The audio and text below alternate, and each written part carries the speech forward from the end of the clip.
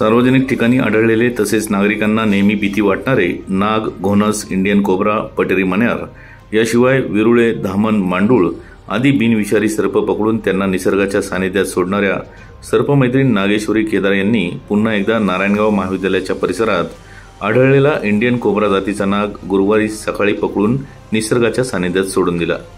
नारायणगाव येथील कला, वाणिज्य व विज्ञान महाविद्यालयाच्या मागच्या बाजूलाच म्हणजे पश्चिम बाजूला डिंभा डावा कालवा आहे। या कालव्याच्या बाजूकडून हा नाग आला असावा असा अंदाज येथील सुरक्षा रक्षकांनी व्यक्त केला। दरम्यान येथील कला, वाणिज्य व विज्ञान महाविद्यालय व ॲग्री बिझनेस मॅनेजमेंट महाविद्यालयाच्या आवारात गेली वर्षभरात 2 नाग व 2 घोणस हे सर्प आढळले।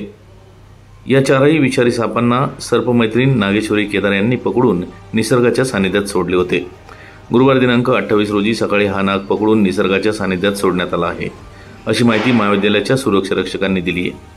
दरम्यान या परिसरात अनेकदा नाग, घोणस, मांडूळ व इतर साप दिसल्यास तात्काळ सर्पमित्रांशी संपर्क साधण्याचे आवाहन नागेश्वरी केदार यांनी केले आहे।